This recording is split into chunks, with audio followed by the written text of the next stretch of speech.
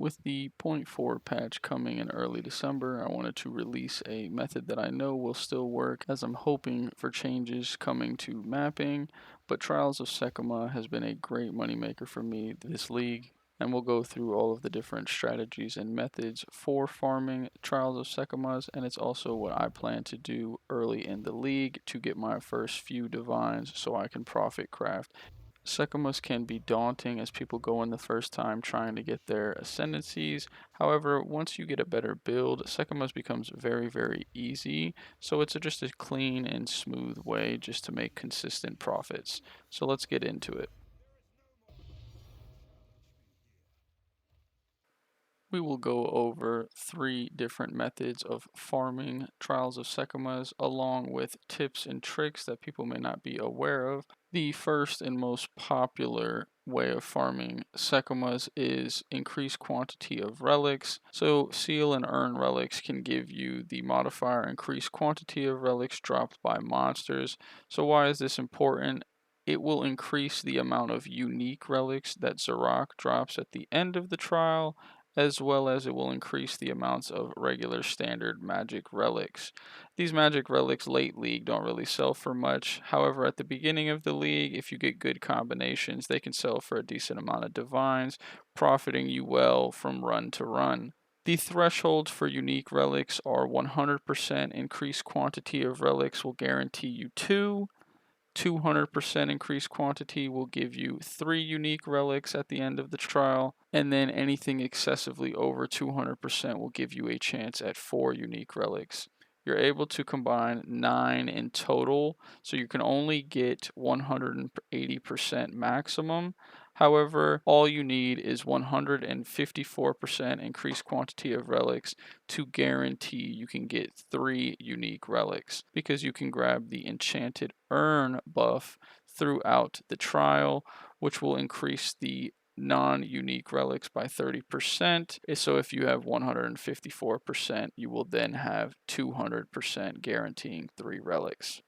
The unique relics of value are the Desperate Alliance Face relic as well as the Last Flame and Sense relics. This gives you the Against the Darkness as well as Temporalis. The Last Flame is very rare and has about a 1 in 650 drop. However, the Desperate Alliance is about a 1 in 5 and sells for about 3 to 4 divines depending on the time of the league. This leads us into our second farming method, which is the most profitable by far, and that is by using the Desperate Alliance Vase Relics to farm against the Darknesses.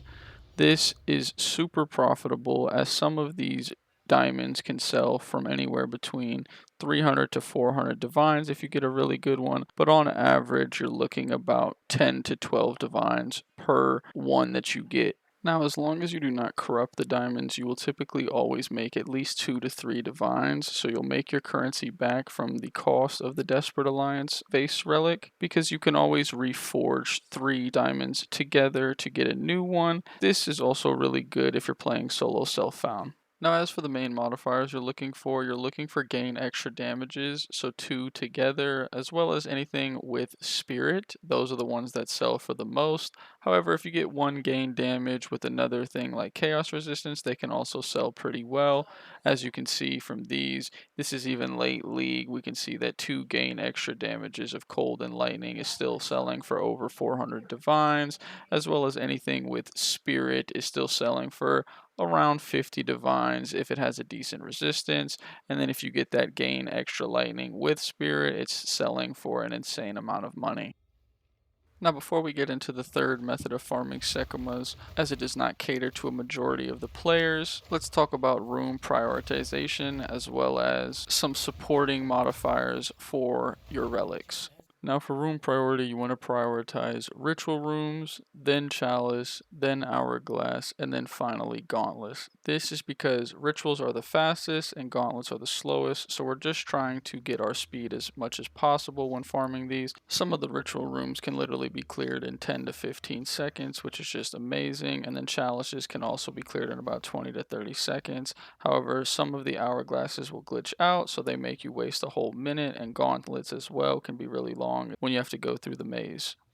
Now, as for the modifiers that you want on your seal and earn relics along with the increased quantity of relics, it can be anything. However, I do recommend movement speed as that will just help you clear more efficiently, but you can have maximum life, maximum honor, or defenses. Having a combination of those will increase your overall maximum honor even more. But if you're struggling with things like traps, you can always grab trap steel reduce damage, as this can make the gauntlet rooms less intimidating, and if you stack enough traps reduce damage, you can completely ignore traps as a whole, and let's show an example of that.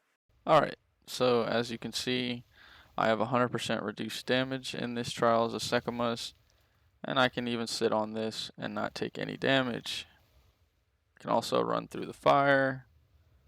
We do not lose any honor. This is a very useful tool, especially when you're doing things like no-hit runs or if traps are just your weakness.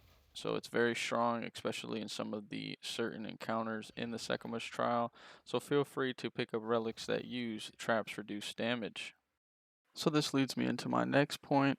You can see that this trap is doing damage to me. So this is a different run, but you are able to roll traps. So that is important to note, and movement speed is affected by this. So the more movement speed you have, the farther your roll dodge will be.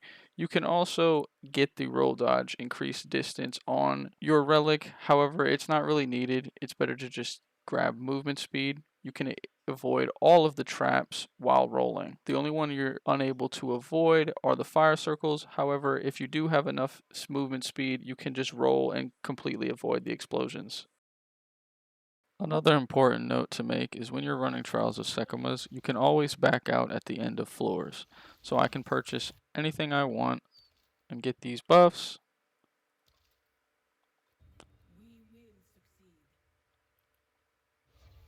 and then when I exit, I'm able to grab out the Jin Barya, and you can see all of the different boons and afflictions on the Jin Barya. So you can save it and swap to another character, or even sell the Jin Baryas if you would like to.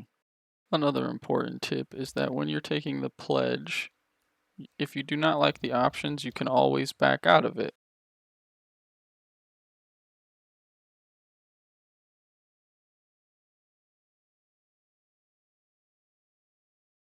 Now, I did want to include these other relics that you can also grab. You can grab bosses take increased damage along with the additional rooms revealed and sacrifice some increased quantity of relics. If you're struggling with maybe killing bosses, there are also other monsters take increased damage and they deal less damage. So these are always options, especially when you're just getting more experienced in the trial. Now, the third and final method of farming Sekemas is temporalis farming. Now, this does not cater to a majority of players. However, I wanted to include it just in case you do start farming Sekemas and you enjoy it. There is always something to look forward to. Last Flames typically go for around 90 to 100 divines. It depends on the league, but then temporalis uncorrupteds are about 150 divines. So if you farm these, you can make 50 divines per run consistently. It is the best and quickest profits in the game by far. However, it is definitely the most difficult and most risky, because if you fail, you lose 100 divines. Strategies for temporalis farming include doing the reduced traps damage to where you don't have to worry about traps at all, and you need to have a build to where you absolutely delete the boss, as well as you want to be playing a projectile build. This is not very friendly to melee. You want to be playing something like lightning arrow, lightning spear, spark. The best is definitely lightning arrow, as spark does not go to all of the places in some of the floors, such as the fourth floor, but you want to be playing something from range. And you want to stack as much evasion as humanly possible. Armor, life, energy shield, all of the other defenses do not matter. The only thing that matters is not getting hit.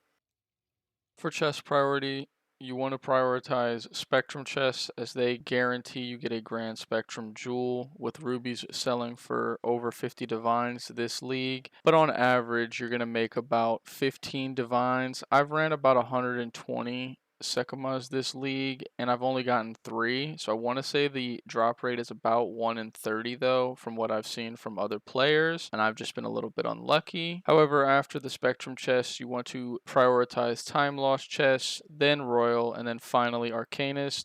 Time Loss can give you the Time Loss jewels. This is the only way to get them in the game, and then Royals are just a very good way, especially at the beginning of a league, to get sapphires, emeralds, rubies, and you can make quite a bit of currency selling these at the start of the league. Arcanists have a small chance of dropping things like perfected exalts as well as divine orbs. Now let's go over the boons to target as well as which afflictions to avoid. So these are pretty standard, but I just wanted to include these. And these only relate to Against the Darkness farming along with the quantity of relics. This is not in relation to no-hit runs. For boons, you want to target Enchanted Urn, as this is what increases our profits. Ornate Dagger, Silver Tongue, and Harefoot are also very good because they just make the runs quicker, easier, and more fluid. Now, as for the afflictions to avoid, you want to avoid Forgotten Traditions at all costs because this will basically scuff your profits for a run. And then you also want to avoid Deceptive Mirror because this can take you to rooms to where you do not want to get an affliction that you might get. And then you also want to avoid Purple Smoke at all costs because this will make it to where the afflictions are unknown, so you could get one of those Forgotten Traditions or Deceptive Mirror. Afterwards, you want to avoid Blunt Sword, Traditions Demand, and Trade Tariff, as these will reduce your chances of getting the Enchanted Urn buff as well as your clear speed when killing bosses. Now, depending on your build, you'll want to avoid other afflictions, but that will be more build specific, but these are the ones that will just be avoidable for everyone. To sum up the video, let's talk about profits. Now, I don't want to give a definitive stating, 10 divines per hour, 30 divines per hour, as you will have dry spells and you will have hot streaks. I think that's very important to note in Sekhemas because you can go 5 hours without getting anything really good, but then you can go 2 hours and you can get, 300, 400 divines easily. However, I ran about 50 of the farms using just the Against the Darkness, and I got roughly 15 divines per my Against the Darkness. I did get a bunch of duds that were only worth about 2 to 3 divines, but I got a couple that were about 200 to 300 divines, so it kind of evens out. But again, you do have to stick with it, and it's not going to be consistent. Now, on average, the average player is going to clear about 2 runs per hour, so 1 run is about 30 minutes. This will include sifting through the loot that you find. Obviously, you can become more efficient and you can get it down to even, 10 minutes, 15 minutes a run, but on average, the normal player will finish about 1 every 30 minutes. Cost setup for Sekhemas is very cheap, as Jin Barias are only 1 Exile, and the relic setup isn't too expensive as you don't need to have perfect rolls. You can just rock, 16 to 17%, and you can turn out amazing profits, and if you farm consistently, you can definitely make mirrors doing this. Now, I hope you enjoyed the video. I tried to keep it concise for an enjoyable experience, but please let me know if I could change anything, and hopefully you learned something. Please like and subscribe. I'll see you in the next one.